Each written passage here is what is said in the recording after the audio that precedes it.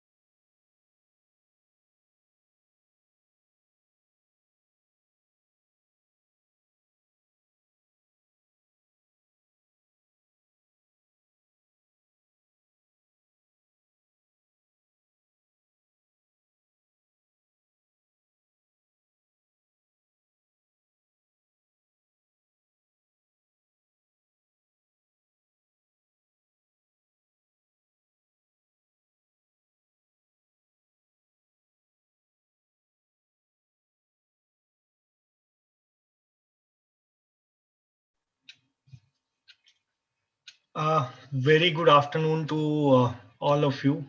And I'm so happy to be over here and be in the midst of all the frontline workers present over here. And I think this is one of the greatest opportunities that I have received this year to interact with all of you. So I can see a lot of people are already joining, and also there would be some of you watching from YouTube, because we had some issues with the bandwidth in the past. So we are also hosting this session live on YouTube. But coming back to the session today, I think this session is basically going to be sort of a reflection on the human activities that we have been doing, and the way where we have also been a little bit negligent about the nature and the environment around us. But still, a lot of things are in control right now, and I think that is where we need to reflect upon ourselves. We need to change our actions for the future, and that's how we have to bring together this collective effort to improve our future for the next generation, as well as improve the future for our own. And I think this is what the session is going to be today, and where we'll be talking about the whole challenge of solid waste that the country is facing, especially the plastic waste, where we it has been a lot of like a tough year for everyone, for all of us, especially the frontline workers like you, who have been saving lives day and night throughout the year. And how we can, as a human society, we are a society of geniuses, and we have been inventing a lot of materials uh, for our in order to progress and make our lives easy. And plastic is one such material which was invented 110 years ago, and it has been a lifesaver for all of the years. Even this year, when the pandemic was just wreaked the havoc on the whole world, plastic has been touted as one of the biggest saviors in order to make sure that the supply chains are consistent, the medical equipment reach on time, and also a lot of medical equipments are made just out of plastics. So needless to say that plastic is one such wonder product that we have in our midst. But also there are a lot of challenges when it comes to plastic waste and everything, because there have been a lot of challenges with the disposal. And with that thought process in the mind, I would like to introduce myself. I would also like to introduce the company that we do, like the work that we do as a company in the space of waste management, and also about the background of this whole program that we are having today.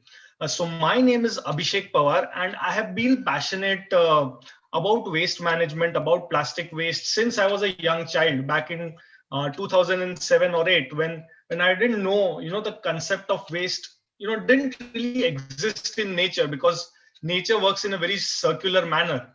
And the concept of waste was very intriguing to me. I used to follow the tipping vehicles that used to come at my house to collect garbage. I used to follow those vehicles, and I used to see what happens with that garbage. It was basically being dumped, and that was a very sad thing for me. And that's when I decided that I have to do something for this. I have to make sure that I contribute my bit towards the environment, towards the society, and towards the city that I live in.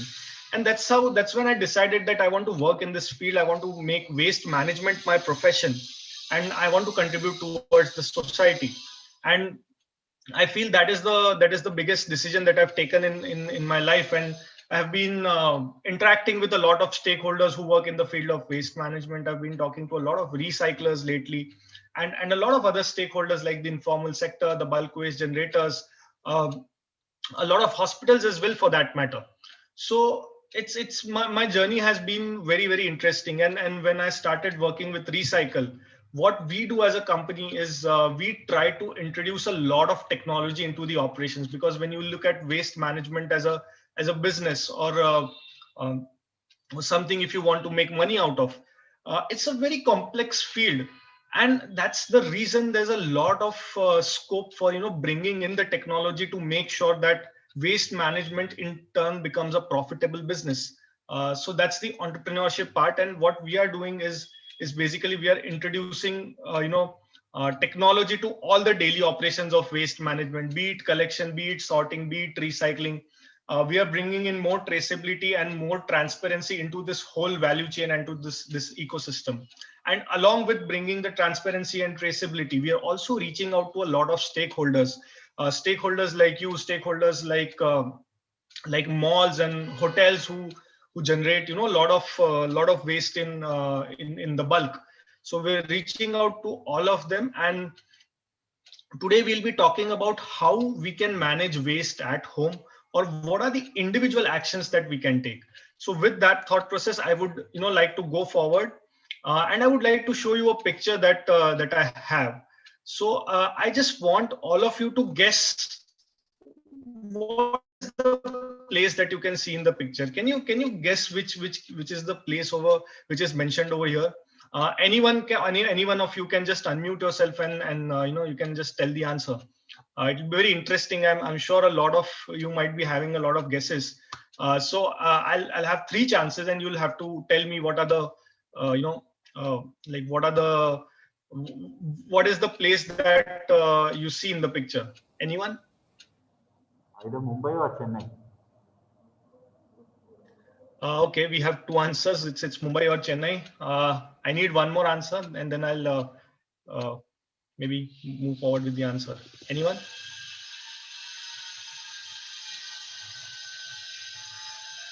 Anyone from the people present here?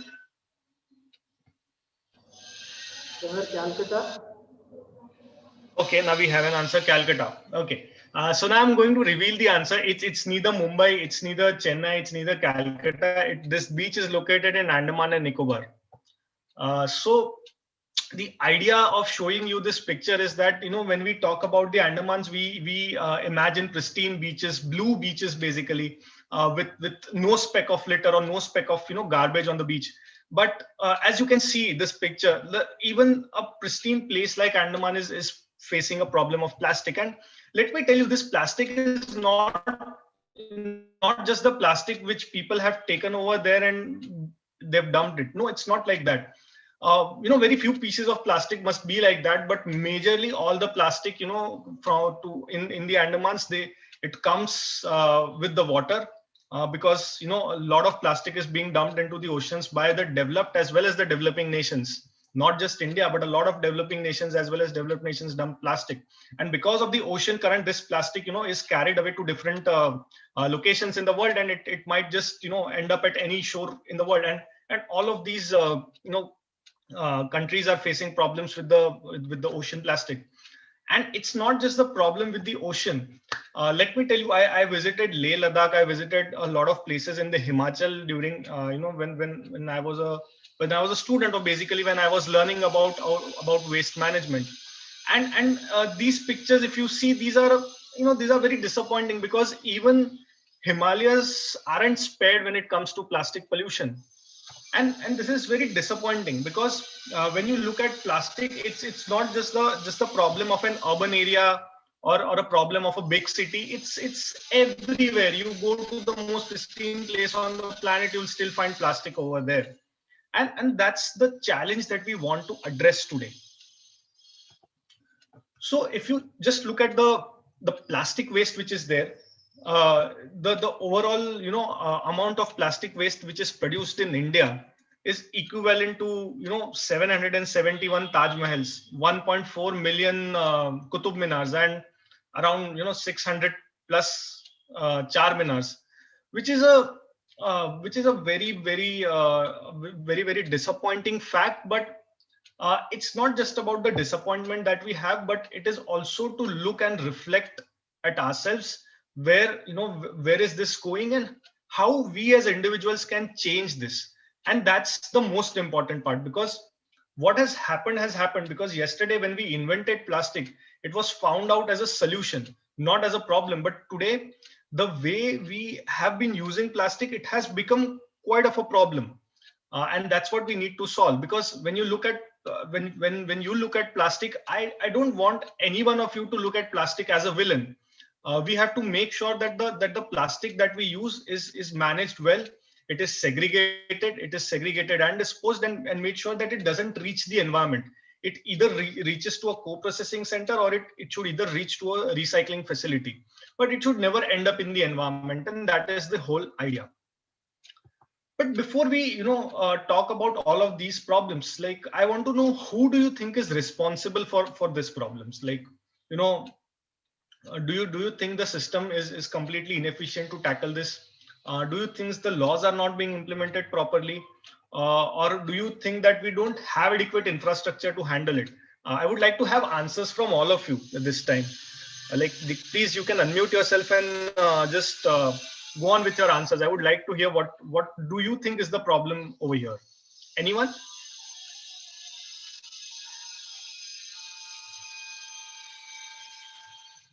Please, you can take a wild guess, because I want this to be a very engaging session for all of you, and I really want you to answer. It might be wrong, it might be right. It's not about who's wrong, who's right. It's just about the perspective that we have regarding plastic waste, which I really want to address. So all of you can take a guess. So I'm waiting for at least two answers. I need at least two answers from all of you. It's a combination of all these points that you have mentioned here. Okay. And our basic lifestyle. We are so dependent on plastic that we cannot live without it. Very true, very true. Anyone would like to add on this? Because this was a very, very appropriate answer that we got. So the 3 points that you see over here, like, in some way or the other, all of those 3 points are responsible. But one of the major responsible factor for this is the way we have our lifestyles. It's a very tricky situation that we are in right now. We want to contribute towards sustainability, but if you look at the overall condition which is outside, plastic is something that we can't avoid, and it has been ingrained into our lifestyles, and that is one of the major challenges that we are facing. So it's not really easy to let go of the plastic, but what we can do is something that you can start decluttering our lives. You can start decluttering our lives in terms of using less plastic, using more of an alternate source of packaging, moving on to better and efficient packaging, or let's say more circularly designed products. That is something that you can do at your level, and also try to reduce the amount of waste that we have. Now, that is something that we can really look at, because once we start thinking about it, then only it will be we'll be able to work in that direction. And I think that is one of the most important part which has to be taken away from. Now, when we look at plastic, the whole journey of plastic is not so easy as it looks, because it's not just when we throw out the plastic and give it to the garbage truck. It's not that they go and just dump it. It goes through a lot of processes. Basically, when you put that plastic bag into the vehicle actually goes to a material recovery facility, or a dry waste recovery center, which we call it as DRCC. It's either an MRF or a DRCC, where the waste is sorted for recyclables, right? But since in our country, the segregation is one of the biggest challenges that we have. A lot of waste which could actually be recycled is not recycled because it is contaminated. And that is one of the major challenges that we are facing, because when the waste goes to a material recovery facility, what happens is a lot of recyclables are removed, but a lot of recyclables which are contaminated are just thrown away. And that is because those recyclables have already lost their values because of contamination, because of soiling of wet waste and the mixed waste which is there inside. So this is one of the major challenges. And what happens is, when this waste loses its value, it ends up at the wrong places like, let's say, rivers and water bodies. And that's what really happens, right? So that is one of the major challenges that we're facing. You can see a photo of a river which is being dumped by, a lot of plastics are being dumped into it.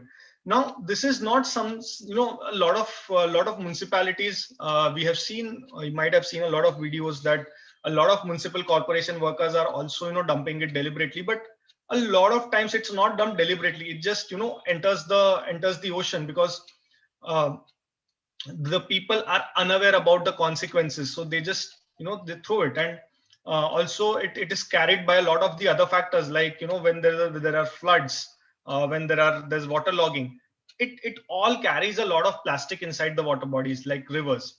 And what happens is, when these rivers, they end up into the ocean, the plastic doesn't biodegrade, as we know.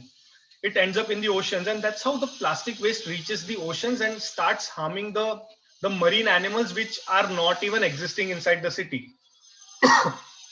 Sorry. So when you see a marine animal, when you see a turtle, okay, so how a turtle suffers is basically the plastic bottle which was disposed in a city, which was a few hundred kilometers away. The river carried it to the ocean, and that's what, harmed the turtle. Because what happens is, if you look at the biodiversity of marine organisms, let me give you an example of a turtle. What happens is, turtles, staple diet, if you want to use the term, I'll just use the term staple diet. The staple diet of a turtle is jellyfish. But what happens is, when a turtle sees a transparent plastic bottle or a transparent floating polythene like you see in the picture, it is not able to distinguish between that, polythene or that plastic bottle. It thinks that that's a jellyfish, so it basically consumes it, and by the time it reaches the stomach of the turtle, it's already too late. So a lot of deaths happen because of choking. And it's not just the turtle, it's just an example, but this happens with a lot of other marine organisms. And that is why United Nations environment program has always been stressing about, plastics in the ocean will wreak a havoc one day, and we won't be able to repair ourselves. So that is the reason we have to take this thing very, very seriously. And that is the need of the hour. So when we look at the problem, we look at it as a local problem as well as a global problem. But when you look at the overall problem, we have to see that problem that problem starts from our homes itself, and that is one of the major challenges that we have. So when we try to solve this problem at home, that is when we'll be able to move towards sustainability, and that's why it should begin at home. And that's why the next part is so important. What can I do about it? What is the individual responsibility that all of us have? What is it that we can do to contribute towards sustainability? First is, we can refuse a lot of things that we buy, because during the lockdown, especially in the month of March and April, I had made a list of a lot of things which I actually don't require. We used to just buy things because we could see them on the supermarket aisle, or maybe they were on discounts, or maybe it was like ek pay ek free or something like that. But I realized that, we are spending a lot of money. That's a different thing. That's a financial choice. But creating a lot of waste which could have been avoided, and that is one of the using what you don't need is the major thing that we have to learn, because we all of us have a lot of disposable income when we compare it to 30 years back. So we are easily able to buy a lot of things, and it's not just about the disposable income, but it is also about the access to the better lifestyle that we have today. We have the internet, we see a lot of things and we wish to buy, and the good part is it's already available over there, so you just have to buy it. But we really have to think beyond just buying. We have to think about what our consumption pattern can do, what our lifestyle choices can do to the environment. So that is something that we have to take care of. Reduce is basically complementing to the refuse part of this whole value chain, where if we refuse the things, we can already reduce a lot of waste. So that is something that we can do. And reducing also means the consumption that we have. It basically, we should lessen down our consumption. So that is, by force we have to lessen down our consumption, and that is something that is really possible, because this year taught us a lot of things. Reuse. Now reuse is basically extending the life of the products that we already have. If you look at 30 years back, we had a culture of repairing the electrical and the electronic appliances, but today because a lot of electronic and electrical appliances are readily available in the market, we generally tend to buy a new one rather than repairing the old ones. And it's not just with the electronic items, but it happens with a lot of things, because a lot of things are available in the market. So reusing and extending the life of the products that we already have is something that we can do. Repurpose. Now, repurpose is something where we can actually use something which is a waste for a different purpose. For example, I'll just give an example. Like, I had a diary of 2018 back in the day. So after this year came into 2019 started, I started facing problems with that diary because the dates were different. So I had no choice but to leave that diary at home. But what my mom did, she basically used that diary to put down her grocery and shopping list. Now that is something which we call it as repurposing, and it is also extending the life of a product. So that diary was used throughout. It's completed, and that's how it was repurposed. And then the last choice can be recycle. Now recycling is something which is not in our control, but making that the waste stays clean and can be recycled, that is something that that is in our control. So whenever you want anything to be recycled or send channelize it towards a sustainable endpoint, it is very important that we have to keep the plastics clean and everything. And also how we can start. Basically we can start where from carrying four things. Three we already carry. We carry our keys, we carry our wallet, we carry our mobiles. Nowadays we also carry a hand sanitizer and a surface disinfectant maybe. But carrying a cotton bag is something that can do wonders, because whenever you go out, there is a strong possibility that you might have to bring something. You might have to buy something from the store or from anywhere. But having a bag with you will really help, because that bag will reduce a lot of load on the environment. Because let's say if there are 200 people watching this session, few on the YouTube and few over here. If 200 people go out and don't buy plastic bags, then we are essentially reducing 200 plastic bags from the from the system. And that's why it is very important to carry a bag when you go out, along with the necessary items that you carry. Also, plastic can be best recycled when it is kept clean. If you have a lot of plastic at your home, but if you think that what am I going to do with my plastic, let me tell you, if you clean your plastic with water and everything, and just keep it clean and dry, everything can be either recycled or it can be sent for co-processing. Now that is a wonder that we have to it's a really good thing that it is possible. So whenever you have a thought about what I will do with my plastic, always think about it. You can keep it clean. The more you keep the plastic clean, the more the chances of it getting recycled.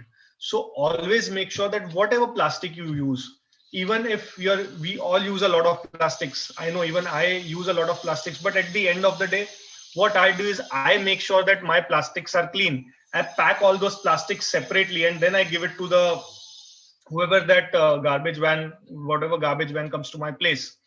So it's a different garbage van every couple of days. So what I do is I make sure that my plastics are clean, so that when the person takes that waste, he or she can see that waste is separate and it is clean. So they also tend to keep that waste separately.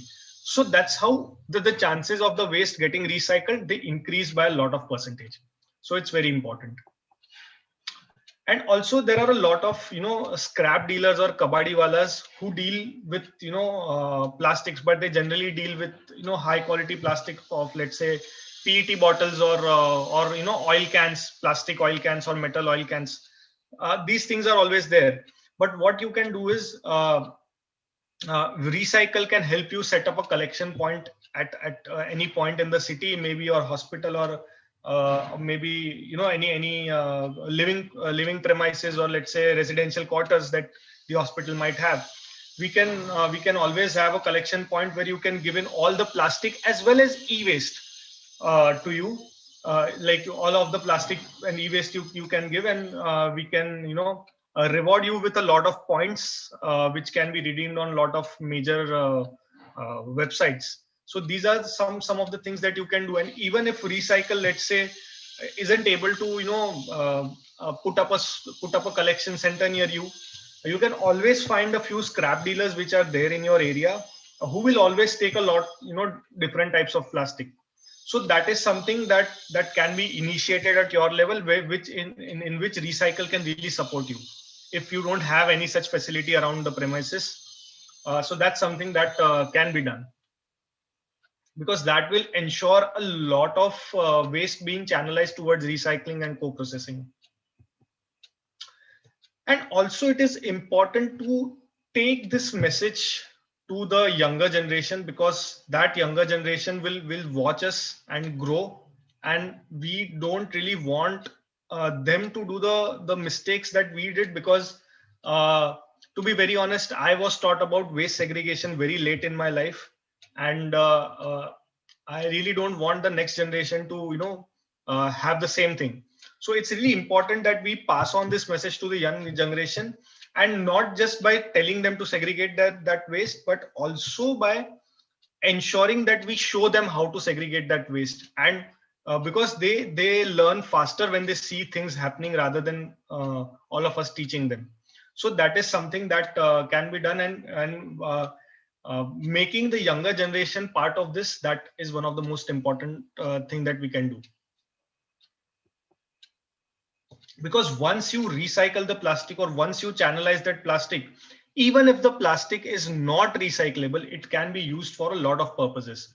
For example, recycle had helped the some municipality in Arunachal, Changlang town it is called. So one of our team members visited there, and they had made greenhouses to store the waste which was there in order to recycle it, because there's a lot of challenges when it comes to transportation. So the storage and transportation became a major issue. So we made a lot of greenhouses from plastic waste only, and where we store the waste. And now that greenhouse model is being actually replicated to grow plants and everything. Now that is a revolution, because the original greenhouse which we see in the videos anywhere where the plants are grown, they actually cost a lot of money. But a greenhouse made from waste bottles certainly costs a lot less, and also a lot of waste is being utilized, which can be then sent for recycling. So that is a model that we are creating by extending the life, plus also making sure that we get a storage space for the recyclable bottles. And the footpath that you see in the right side top image, that's a footpath which is completely made out of plastic, waste plastic, which was non-recyclable. Now non-recyclable plastic is also being used to make different things. Like footpath is one such innovation. So you can always and this is somewhere in Noida, in Uttar Pradesh. So that has been happening. So there are a lot of outlets, there are a lot of innovations, there's a lot of brain going behind how to make sure that the plastic waste is utilized in some way or the other, in order to make this product more circular. The research and innovation is already being done, but it also requires a lot of effort from our end to make sure that it is channelized properly, right? So that's what we have to do as individuals, and that's why this session is more of a story on what we have to do as an individual to make sure that the plastic is channelized. And if you look at the picture below the right side, it's a dam which was constructed out of plastic. And let me tell you, this is somewhere in Maharashtra, in Sangli, Maharashtra, where a retired soldier, when he came back to the village, he saw that the village is facing a lot of problems in water supply. So he decided to build a dam, and he also wanted to solve the plastic problem in that village. So he used plastic to construct this dam. So he was such a genius that he actually got this technology patented, and it is being scaled up. Yes, there are challenges, but it is being scaled up, and the feasibility of it is being looked at, plastic as a construction material. So these are small innovations which can really go a long way. And you might also know that plastic roads are a very common thing right now. But this started off as a very, very generic experiment of whether plastic can be utilized for road construction or not. So these are some of the things that are actually happening. And if we change our actions right now, there's a strong possibility that these things will scale up, and maybe there would be no plastic waste in the future. So that is where we need to contribute. And yes, when I showed you the picture of Andaman Nicobar Islands earlier, I just want to say that we are taking care of the Andaman Islands. We channelize around 30 to 35 metric tons of waste from the island to the mainland every month. And we have been doing it since the lockdown as well. Even when there was a strict lockdown in March, April, we still were channelizing a lot of plastic waste from Andaman to the mainland in South India, where we channelized it to different recyclers we have in the southern part. So that's what we are doing. We are doing our bit to save the environment. We are doing it with a lot of technology. We are taking a lot of the efforts, but it is also important that we also need a lot of support from people, and a lot of support from distinguished people like you, where you can take this message and spread it to the masses. Because since all of you are doctors, you have a lot of influence. Basically, I think this profession is the most respected profession in the country right now, and we request you with the same, with the same request that you can take this message forward and make sure that the sustainability of this planet is intact. So with that, I would be ending this session. And follow us on our social media page. You can have a look at on our Facebook page. You can follow our LinkedIn. You can follow our Instagram page. And definitely, we would like to hear from you whatever doubts you have. We'll have a small Q&A session right now for 15 minutes, and then we can take all the questions and any doubts that you have about plastic waste. And this session was brought to you by UNDP India and Hindustan Coca-Cola Beverages. This is a part of a project called Project Prithvi, where we are reaching out to multiple stakeholders, creating awareness for plastic waste. Coca-Cola, in partnership with UNDP and Recycle, we are channelizing around 6,000 metric tons of plastic waste in the year 2020-2021 towards recycling. And we have already channelized more than 4,500 tons of plastic waste for recycling, and plan to do the next 1,500 in a couple of months. So this is something that we are doing our bit, and we are introducing a lot of technology. But we also need a lot of support from people like you, so that we control the damage that is by dumping of plastic. So thank you very much. And before that, I would also like to thank my colleague Pramod. Pramod, are you here?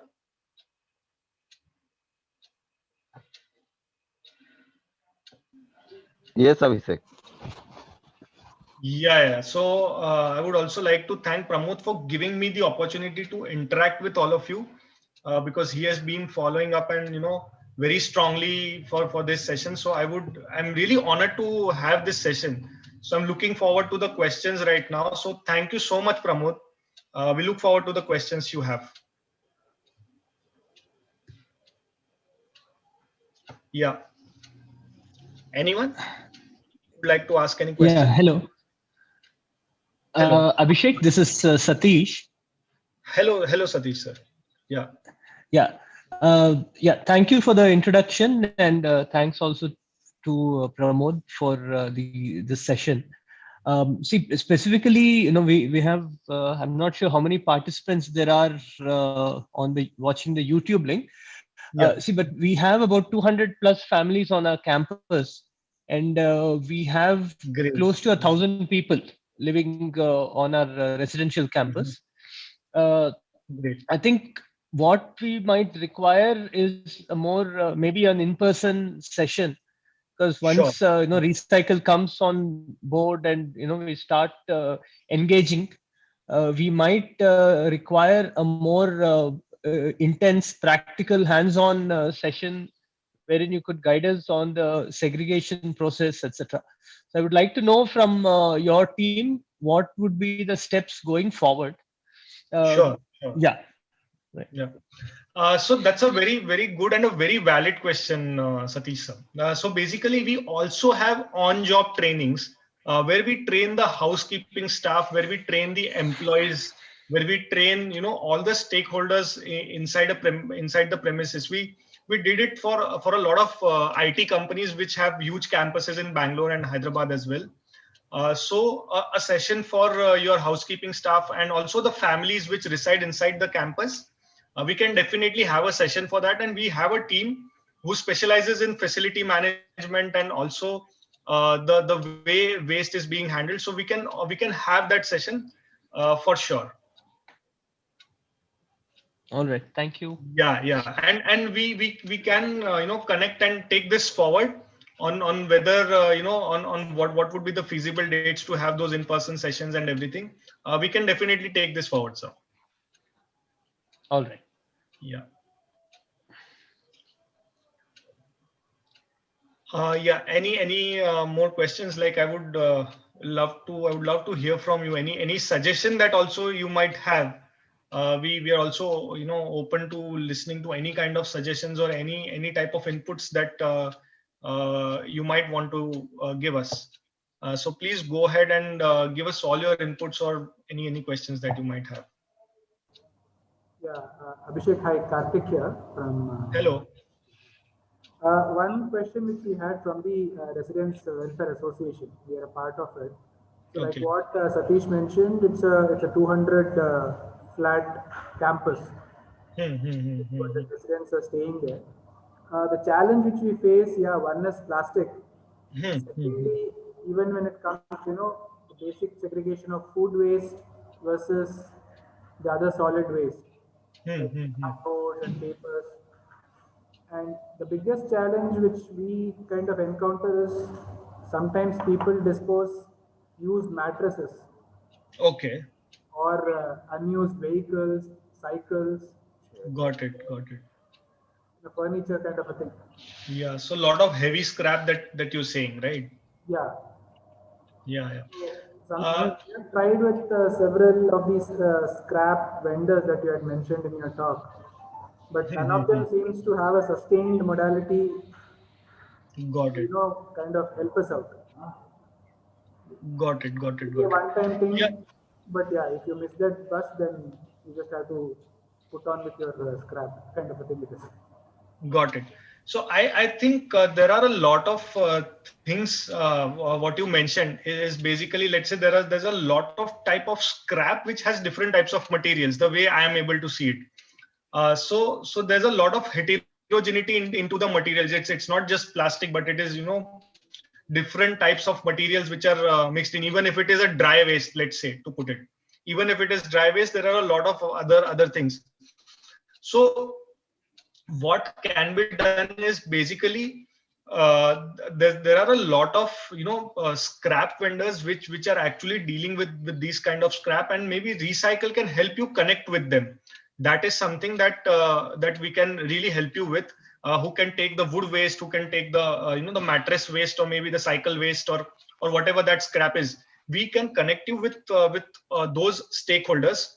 And as far as the other types of waste, let's say plastic waste or anything is concerned, we can have, let's say, weekly or bi-weekly, plastic waste collection drives, e-waste collection drives inside the residential buildings, and that is something that we can really help you with.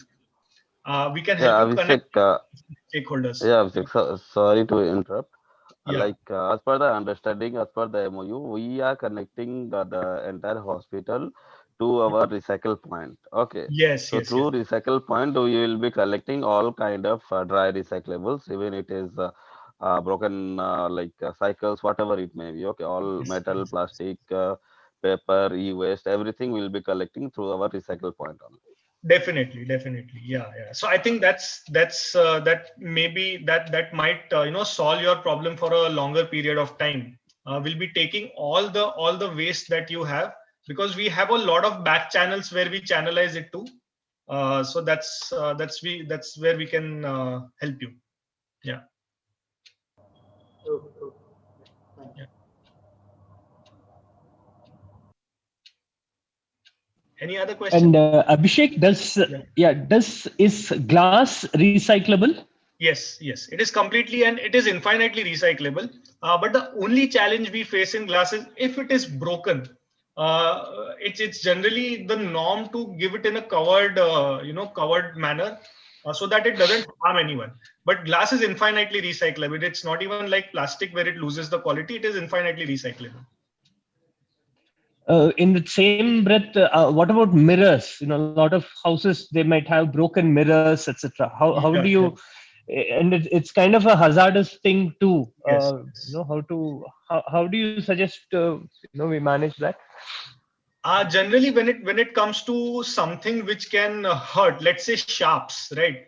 So sharps, we generally tell our customers to cover it basically with a piece of paper or piece of plastic, or maybe put it in a plastic bag and have some wrapping outside it and mark it which says this has to be touched carefully. It is a glass or whatever that is. It is hazardous.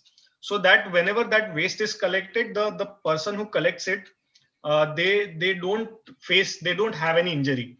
So marking it is one of the major things that has to be looked on for. All right. Yeah, covering it and marking it, because these are practices which look very very complicated, like who will do this, but that's the way to go. Because if you look at the Western countries or any country who has a very sorted waste management system, they always mark the glasses. They always make sure that if there is any sharp object, or even if it is a syringe, because a lot of diabetics they take insulin, right? So they have to dispose those needles and syringes. So they are also disposed separately. So these are the things that we have to take care of. It's a new thing for all of us, so to say, but this is the way to go. And slowly we have to change that behavior where we have to just dispose things, but we also have to be careful about what are we disposing and have to make sure that it doesn't harm anyone. Yeah.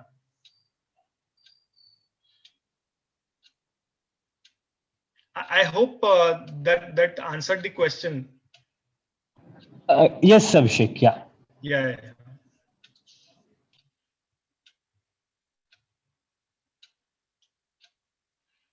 Yeah, we can take one or two more questions actually. We still have 10 minutes maybe. Karthik here again. Yeah. So, just to get a clarity, you also would handle the hospital related waste, right? The biomedical waste, no, I don't think so. Pramod, can you help me over here? Because biomedical waste is something that no, we are not authorized to collect the biomedical waste. Because we have the permission to collect plastic waste as well as electronic waste from the Central Pollution Control Board. Okay. Yeah. Just want to get a clarity on that. Yeah. Because that requires a completely different infrastructure, right, to handle the biomedical waste. We are only authorized for the whatever the dry recyclable, even hazardous also, but in terms of e-waste, not in terms of whatever the medical or biomedical this waste, we are not authorized to collect. And I hope you have a different vendor file. Yeah. Okay. Yeah. Because it's a completely different, altogether a different set of rules for the biomedical waste. So yeah.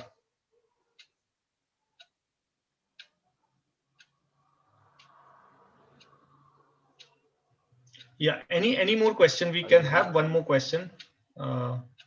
If anyone wants to ask. Okay, we have a question from Sivakumar.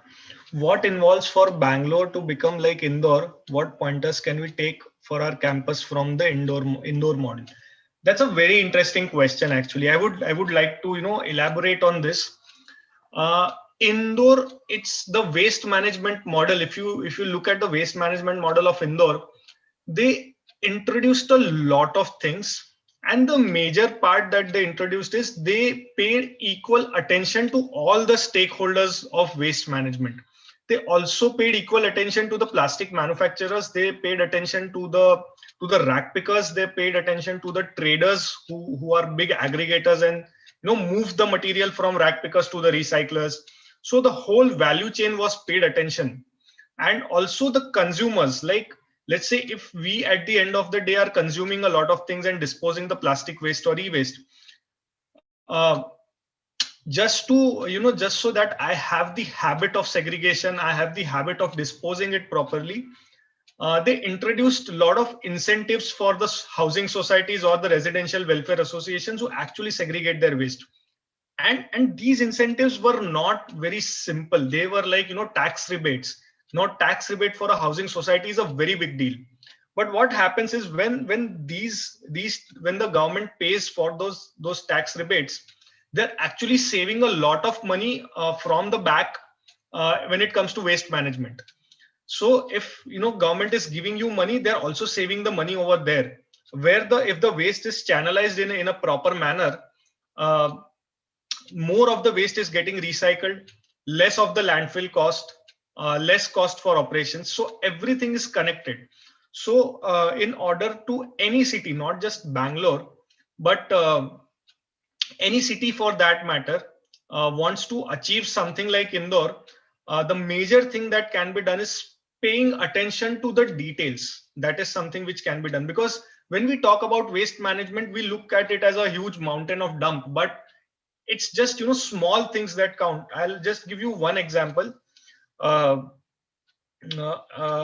It's like in a lot of cities, not just Indore, but a lot of cities, the dry waste is not collected daily. The dry waste is collected, let's say 1 or 2 days, 1 or 2 alternate days. There are gaps of 1 or 2 days. That's when the dry waste is collected, but wet waste is collected regularly. Because if you look at the whole chunk of waste, 60% is wet waste and 40% is dry waste. Now, dry waste, if you keep and clean it, it can stay on. It will not do, it not do anything. It's non-biodegradable. So it can always stay for the next 2 days. But if you look at the biodegradable waste, which is the major problem, what is the problem that we have as consumers? It will get rotten. It will stink. That is our problem, right? That's why we don't want the waste to stay at home. That's when the waste starts becoming a liability. But let's say if they tell you that you have to clean your waste, you have to do all of the stuff which I just told you like and half an hour ago. If you keep that waste, it will not do anything. It will just stay there. It will occupy some space, but it will be collected in after 2 days. But the wet waste, which causes a lot of problems after mixing with the dry waste, now that wet waste will be collected daily. So your major part of problem is getting solved daily, but the dry waste is being collected separately. There are separate vehicles for that. So that is something that that is very distinct about these models, because they have paid attention to the smaller details. So I think that has answered your question, Sivak Kumar.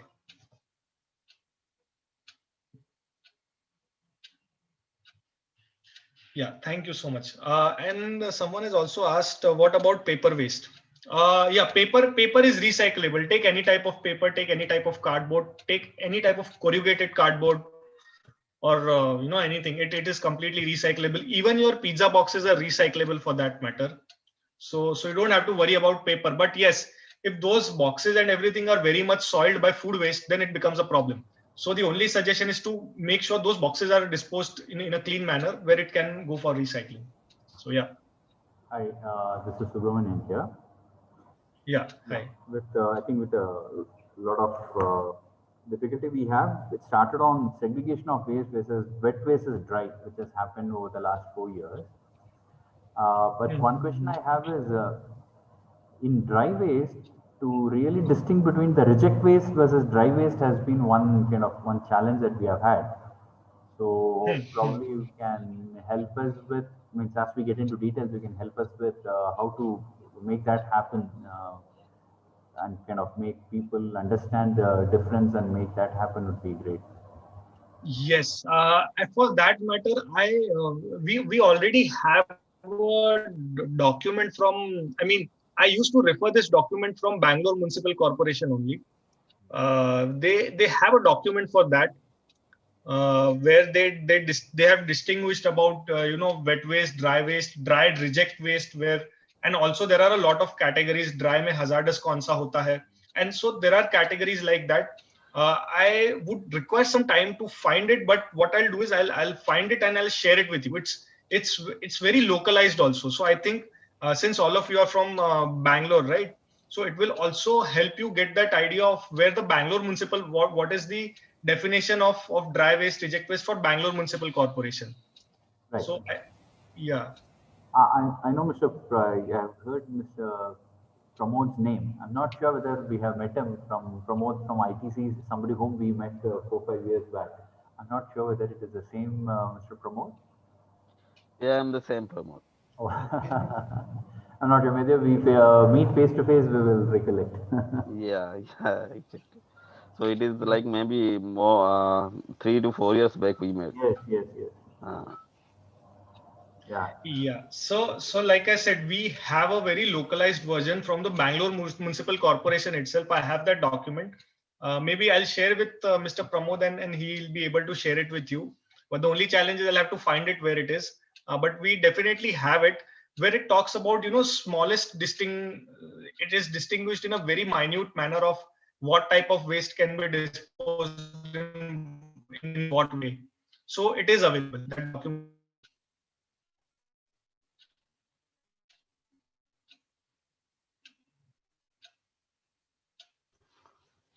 I hope Mr. I hope Mitesh is also there in the call. Hello, Mr. Mitesh is there in the call? I'm able to see him, but I'm not sure. Okay, you can continue. Okay, so I think the time. Okay, Mr. Mitesh has some problem with the audio. Okay. So I think if you have any more doubts or any suggestions that you might want to give us, you can write to me at. I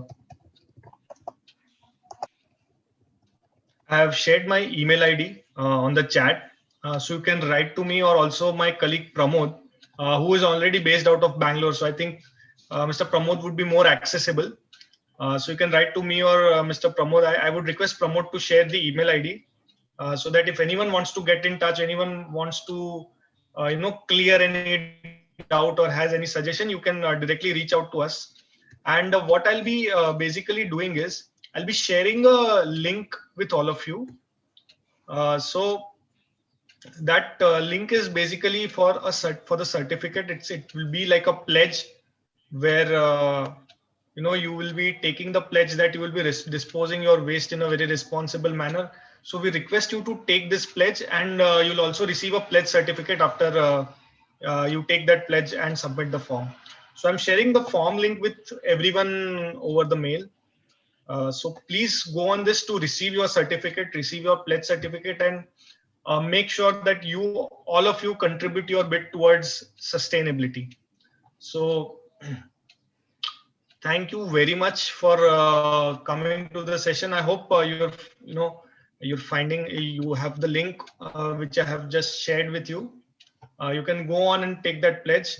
And I thank all of you who have been a part of this program, and would like to interact with you more. And like Mr. Satish said, that we really want to come to the campus and interact with a lot of people, and also know about their challenges, what they face at their ends. So we would definitely look forward to that. And I'll also get in touch with Pramod and the other team that we have, who looks at in the trainings and all of that, and we'll definitely get back to you. Thank you so much. Thank you so much, Abhishek, for your valuable time. Thank you, Pramod. It was an honor for me to be here today. I'd like to thank you for the opportunity, and all of everyone present in the session. Thank you so much. Thanks, Abhishek. Thanks, Pramod. Thanks, Satish. Thank you. Thank you.